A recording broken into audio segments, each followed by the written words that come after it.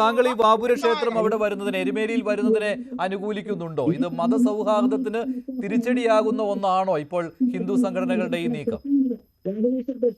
അല്ല, എനിക്ക് വളരെ വല്ലാത്ത നോയ്സ് വരുന്നുണ്ട്. ഓക്കെ, നോക്കൂ, ഇതിൽ സത്യത്തിൽ ഇതിൻ്റെ കോൺട്രവേഴ്സി എന്താണ് എന്നുള്ളതാണ് നമ്മൾ മനസ്സിലാക്കേണ്ടത്. അവിടെ ബാബുര ക്ഷേത്രം വരികയാണെങ്കിൽ അതിനോട് എനിക്ക് യാതൊരു വിധത്തിലുള്ള വിയോജിപ്പുമില്ല. കാരണം അയ്യപ്പൻ്റെ അസംഖ്യം ഭൂതഗണങ്ങളിൽ ഒരാളാണ് ബാബുരൻ എന്നാണ് നമ്മൾ മനസ്സിലാക്കുന്നത്. ഭൂതനാഥോപാഖ്യാനത്തിൽ ഉൾപ്പെടെ അത് പറഞ്ഞിട്ടുണ്ട്. അപ്പോൾ അങ്ങനെയാണ് എങ്കിൽ ബാബുര സ്വാമിക്ക് ഒരു ക്ഷേത്രം അവിടെ വരുന്നതിൽ യാതൊരു വിധത്തിലുള്ള എതിർപ്പും എനിക്കില്ല. അത് ചട്ടപ്രകാരം സ്ഥലം അക്വയർ ചെയ്തതിന് ശേഷം ആചാരമനുസരിച്ചിട്ട് ഒരു ക്ഷേത്രം നിർമ്മിക്കാവുന്നതാണ്, അതിന് തടസ്സമൊന്നുമില്ല. പക്ഷേ ഏതെങ്കിലും കോണ്ടെക്സ്റ്റിൽ വാവരില്ല എന്നോ ബാബുരനാണ് എന്നോ ആണ് ആരെങ്കിലും പറയുന്നത് എങ്കിൽ അതിന് ഏതെങ്കിലും തരത്തിലുള്ള ഒരു ചരിത്രപരതയോ അതിന് ഏതെങ്കിലും തരത്തിലുള്ള ഒരു വിശ്വാസ ആചാരപരതയോ ഒന്നും തന്നെ ഇല്ല എന്നാണ് ഞാൻ മനസ്സിലാക്കുന്നത്. ഇത് രണ്ടും രണ്ട് വ്യക്തികളാണ്. അതുകൊണ്ട് ഇവിടുത്തെ പ്രധാനപ്പെട്ട ആർഗ്യുമെൻ്റ് എന്താണ് എന്നുള്ളതാണ് ചോദ്യം. വാവർ എന്നൊന്നില്ല എന്നാണോ? വാവരെ ഹിന്ദുക്കൾ പൂജിക്കേണ്ട എന്നാണോ? വാവരും ബാബുരനും ഒരാൾ തന്നെയാണ് എന്നാണോ? ബാബുര സ്വാമിയെ വാവർ എന്ന രീതിയിലത്തേക്ക് ഒരു പ്രത്യേക അജണ്ടയോടുകൂടി അങ്ങനെ ചിത്രീകരിക്കാൻ ശ്രമിച്ചു എന്നാണോ എന്നുള്ളതാണ് ഇവിടുത്തെ ചോദ്യം. അപ്പോൾ അതിനാണ് ഇവിടെ സത്യം പറഞ്ഞാൽ ഒരു ക്ലാരിറ്റി ഉണ്ടാകേണ്ടത്. അത് കേസിന് പോയിരിക്കുന്ന ആൾക്കാരുടെ ഭാഗത്തു നിന്നാണെങ്കിലും വിശ്വഹിന്ദു പരിഷത്തിൻ്റെ ഭാഗത്തു നിന്നാണെങ്കിലും ഉണ്ടാകേണ്ടുന്ന ഒരു ക്ലാരിറ്റി അവിടെയാണ്. അങ്ങനെയാണ് എങ്കിൽ ആ വാദത്തിനോടൊപ്പമല്ല ഞാൻ. ബാബുരന് ക്ഷേത്രമാവാം, കുഴപ്പമില്ല, പക്ഷേ ബാബരാണ് ബാബുരൻ എന്ന് പറയാൻ പാടില്ല എന്നുള്ളത് മാത്രമാണ് എൻ്റെ ഒരു പോയിന്റ്. നമ്മളൊന്ന് ആലോചിച്ച് നോക്കിക്കഴിഞ്ഞാൽ കുറച്ചു കാലം ഒന്ന് പിന്നിലേക്ക് പോയി കഴിഞ്ഞാൽ വളരെ ശക്തമായിട്ടുള്ള ഒരു ആൻറ്റി വാവർ പ്രൊപ്പഗൻഡ ഇവിടെ നമുക്ക് കാണാനായിട്ട് സാധിക്കും. തെലങ്കാനയിൽ നിന്ന് നമുക്കറിയാമല്ലോ, ആന്ധ്രാപ്രദേശിൽ നിന്നൊക്കെ കർണാടകയിൽ നിന്നൊക്കെയാണ് വളരെ കൂടുതൽ അയ്യപ്പ ഭക്തന്മാർ ശബരിമലയിലേക്ക് വരിക, സീസണിലും അല്ലാത്ത സമയത്ത്. അപ്പോൾ അവിടെ നമുക്കറിയാവുന്ന ഒരു കാര്യം, അവിടെയുള്ള ഒരു BJPയുടെ MLA രാജാ സിംഗ് എന്നോ രാജാ സേഠെന്നോ മറ്റോ അദ്ദേഹത്തിൻ്റെ പേര്, അദ്ദേഹം പറഞ്ഞത് ഹിന്ദുക്കൾ ഇങ്ങനെ ആരുടെയും ഗ്രേവിനെ ഒന്നും തന്നെ പോയി പ്രാർത്ഥിക്കാൻ പാടില്ല, അതുകൊണ്ട് തന്നെ ശബരിമല ഡിവട്ടീസ് ആയിട്ടുള്ള ആൾക്കാർ ഒരിക്കലും ഈ വാവര് പള്ളിയിലേക്ക് പോകരുത് എന്നൊക്കെ പറഞ്ഞിരുന്നു. അത് വളരെ കൃത്യമായിട്ടുള്ള ഒരു ആസൂത്രണത്തോടു കൂടി ഒരു ലക്ഷ്യത്തോടു കൂടിയിട്ടുള്ള ഒരു പ്രൊപ്പഗൻഡയാണ്. അത് മാത്രമല്ല, ബാബരുടെ പേരിൽ പള്ളിയില്ലല്ലോ എന്നുള്ള ചോദ്യവും ഹിന്ദു സംഘടനകൾ ഉന്നയിക്കുന്നുണ്ട്.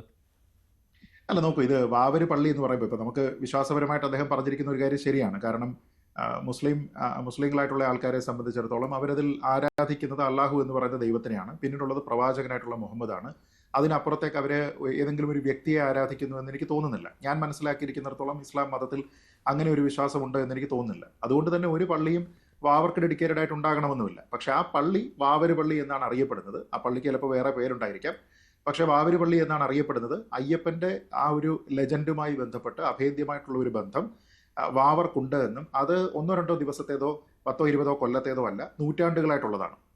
അതുമായി ബന്ധപ്പെട്ട് നമ്മുടെ നാട്ടിലുള്ള ചരിത്രകാരന്മാർ ഉൾപ്പെടെ പഠിച്ചിട്ടുണ്ട്. ഇപ്പോൾ ഉദാഹരണത്തിന് കേസരി ബാലകൃഷ്ണപിള്ളയുടെ പഠനങ്ങളുണ്ട്, MGS നാരായണൻ്റെ പഠനങ്ങളുണ്ട്. അപ്പോൾ അതിലൊക്കെ തന്നെ ഇതൊരു പ്രോട്ടോ ഹിസ്റ്റോറിക് പീരീഡിലുള്ള ഒരു ക്യാരക്ടർ എന്ന രീതിയിലത്തേക്കാണ് പറയുക. അതായത് റെക്കോർഡ് ചെയ്തിരിക്കുന്ന ഹിസ്റ്ററിയും റെക്കോർഡ് ചെയ്യപ്പെടാത്ത ഹിസ്റ്ററിയും തമ്മിലുള്ള ഒരു മേർജിങ് വരുന്ന ഒരു കാലഘട്ടമുണ്ട്.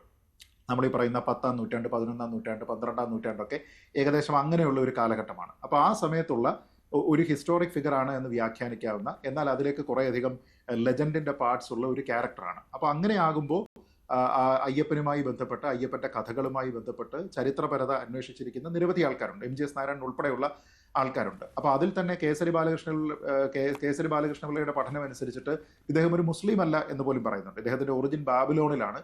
അപ്പോൾ അതുകൊണ്ട് അവിടെ നിന്ന് വന്നിരിക്കുന്ന ഒരു പേരാണ് ബാബിലി എന്നുള്ള ഒരു പേരിൽ നിന്നാണ് ഒരുപക്ഷെ ഈ ബാബർ എന്നുള്ള പേര് വന്നിരിക്കുന്നത്, അല്ലെങ്കിൽ വാവ എന്നുള്ള ഒരു പേരിൽ നിന്നാണ് വാവർ എന്നുള്ള പേര് വന്നിരിക്കുന്നത് എന്നൊക്കെയുള്ള പല ഫൈൻഡിങ്ങുകളുമുണ്ട്. MGS നാരായണനാണെങ്കിൽ തന്നെ പറയുന്നുണ്ട് 15-16 നൂറ്റാണ്ടോടുകൂടിയാണ് ഒരുപക്ഷെ ഈ അറബ് ട്രേഡൊക്കെ വളരെ കാര്യമായിട്ട് വരുന്ന സമയത്തായിരിക്കാം ഈ കഥയിൽ ഒരുപക്ഷെ ബാബറുടെ ഒരു പ്രോമിനൻസ് വന്നിരിക്കുന്നത് എന്ന്. എന്തായാലും നമുക്കറിയാവുന്നതനുസരിച്ച് ഒരു 4 നൂറ്റാണ്ടിലധികമായിട്ട് ചുരുങ്ങിയത് അയ്യപ്പൻ്റെ കഥയുമായിട്ട് അഭേദ്യമായിട്ടുള്ള ബന്ധം വാവരുടെ കഥയ്ക്കുണ്ട്.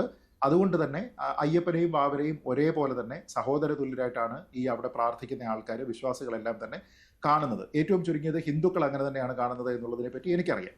2 ഇതുമായി ബന്ധപ്പെട്ടുള്ള കോടതി വിധികളാണ്. ഇപ്പോൾ 2018 കേരള ഹൈക്കോടതിയുടെ തന്നെ ഒരു വിധിയിൽ പറഞ്ഞിരിക്കുന്നതനുസരിച്ച് വാവര് പള്ളി എന്ന് പറയുന്നത് ഈ ശബരിമല വിശ്വാസത്തിൻ്റെ അവിടുത്തെ ട്രഡീഷൻസിൻ്റെ ഒരു എസെൻഷ്യലായിട്ടുള്ള ഒരു പാർട്ടാണ്.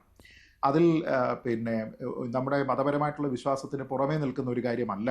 അയ്യപ്പൻ്റെ കഥയുമായി അത്രത്തോളം, അല്ലെങ്കിൽ അവിടുത്തെ തീർത്ഥാടനവുമായി ബന്ധപ്പെട്ട് അത്രത്തോളം ബന്ധം ഈ വാവര് പള്ളിക്കുണ്ട് എന്നുള്ളതും അത് നമ്മുടെ കേരളത്തിൻ്റെ മൊത്തത്തിലുള്ള ഒരു സിൻക്രറ്റിക് ട്രഡീഷൻ്റെ ഭാഗമായിട്ടുള്ളതാണ് എന്നുമൊക്കെ തന്നെ വളരെ കൃത്യമായിട്ട് കോടതിയുടെ പരാമർശങ്ങളുമുണ്ട്. അതെല്ലാം തന്നെ കുറേയധികം പഠനങ്ങളെയൊക്കെ തന്നെ ആസ്പദമാക്കിക്കൊണ്ടാണ്. അപ്പോൾ അതുകൊണ്ട് എനിക്ക് ഇത്തരത്തിലുള്ള ഒരു പ്രശ്നം അല്ലെങ്കിൽ ഒരു തർക്കം ഉന്നയിക്കുന്ന ആൾക്കാരോട് ചോദിക്കാനുള്ളത്, നിങ്ങൾക്ക് വാവരും വാപുരനും ഒന്നാണ് എന്നുള്ള ഒരു വാദമുണ്ടോ?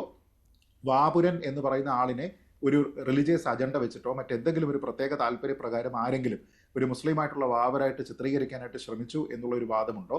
ഈ എരുമേലിയിലെ വാവര് പള്ളിയിലേക്ക് ആൾക്കാർ പോകരുത്, ശബരിമല വിശ്വാസികളായിട്ടുള്ള ആൾക്കാർ പ്രത്യേകിച്ച് ഹിന്ദുക്കൾ പോകരുത് എന്നൊരു വാദമുണ്ടോ? അതിന്റെ ഒരു റീപ്ലേസ്മെന്റ് ആയിട്ടാണോ എരുമേലിയിലെ വാപുര ക്ഷേത്രം വരുന്നത് എന്നുള്ളതാണ് എന്റെ ചോദ്യം. ശരി ശരി ശ്രീ പണിക്കർ, ശ്രീ ആർ വി ബാബു, ഹിന്ദു ഐക്യവേദിക്ക് ഇക്കാര്യത്തിലുള്ള നിലപാട് എന്താണ്?